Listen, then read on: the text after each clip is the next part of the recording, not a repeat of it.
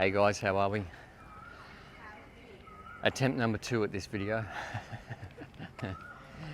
Not having a great day today, but yeah, look, just wanted to do a quick video just to keep up with things in regards to encouraging people to set up an online business. And you know, there's lots of different income streams that you can tap into. I'll get into that over time, but the big thing is just to start. And you know, a lot of people have no idea where they're going to start, right? How do I even get going? And that's the number one question. One of the biggest things that you're going to face is actually finding out who your customers are. And the easy way to do that, and I'll sort of go through things for you with that. And that is basically a simple thing like a spreadsheet. Like I used to, well, I still use Google Workspace, I think it is. And it's got Excel spreadsheets, it's got Word documents, it's got a whole heap of different tools that you can use. And I'll go through a whole heap of other really useful tools later on in other videos as well that'll help you just push out a massive amount of content quickly and make sure that everything is in tip-top shape rather than looking like a bit of a dog's breakfast. So what I first did when I first started, for example, Overseas Exiles, I sat down for a couple of hours actually, and I wrote down, okay, what am I going to do? Like, who is my target audience? And I wrote down about 30 people that I knew that were either friends or acquaintances, first name, last name, what time they get up in the morning, what they do for a living, how much they make per year, where they live, what their life ambitions are, just everything I can think of. I think I had probably about 30 data points, and some seemed obscure, even like, you know, how they voted, what their political and religious beliefs were, and all that sort of stuff. That's going to really let you dial in exactly how you're going to identify your customers. And it may not even really give you a whole heap of clarity first up, but I guarantee you by the end of it, as soon as you get to about the 80th person, so you might make up about 50 people, you know, pretend names and all that sort of stuff. What you'll do is you'll identify what their needs are. What is it? What are the challenges are they facing in life? What are their disappointments? What are they struggling with? And once you identify that, you're going to be able to identify who your target audience is and what products they're looking for.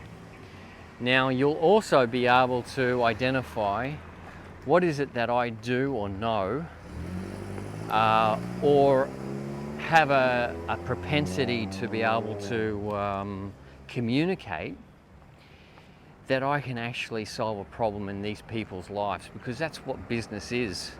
Business is actually solving problems for people, and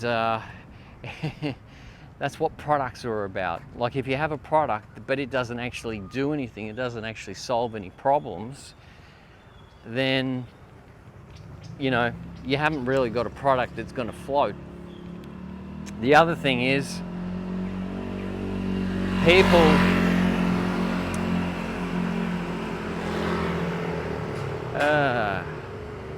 just going from one place with crappy mopeds to another, bringing back memories of Greece. So really what the problem that a lot of people face is that they think they've got a product to sell people or to give people, and it's just their own sort of flight and fancy. They don't actually understand their market, and that's why you're doing a spreadsheet, filling in all the details about who are your potential customers and what their needs are. I will tell you something that is interesting.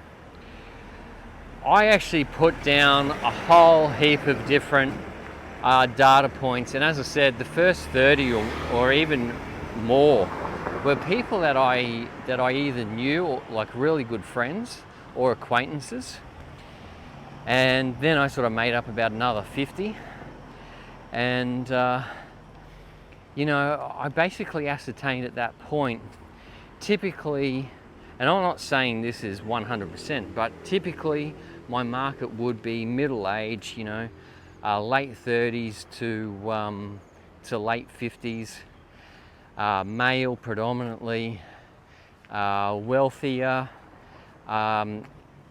slightly tech savvy but not really all that tech literate, and people who were frustrated with the system as it was, cautious about things and concerned about where the world was going, right?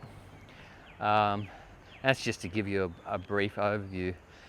When I looked at my my statistics on Google, I'd basically nailed my my audience, so absolutely to the T, and a lot of my content was appealing to that particular age range and locations and all this sort of stuff. I put down my locations as being Australia, the US and UK and possibly Canada, and they're predominantly my my market. So that's who, you know, sort of watches this channel typically.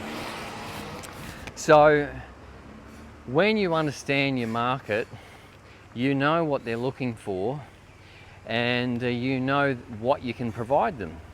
I'm not going to be able to provide, you know, metrosexual males with, you know, beauty tips or whatever. Whatever. You know, you'll understand what I'm saying. So, I don't know, maybe I'll get in trouble for that comment from YouTube. I'm not sure. But anyway, you understand what I'm saying. When you understand your market, then you understand how you as a person or a business line up with your target market, what they're looking for, what you can provide, and that's really the key. And from that point on, you can get on to the next thing. Now, I'm going to introduce you to another tool that I use all the time. I mean, I've started a lot of businesses, and I love this tool for its simplicity and its clarity. It's absolute genius. So I'm going to introduce you to that in another couple of videos, so stay tuned. If you haven't liked and subscribed to the channel, then do that, and go to the Overseas Exiles Facebook group and sign up. But I will basically give you some really good tools on here on how to start, run and manage your business online. And ultimately what you want to do is develop your own website or brand, and then what you want to do from that is you want to control that. So YouTube I don't control. I can't even control the content that I put up. I've got to be cautious about everything that I say.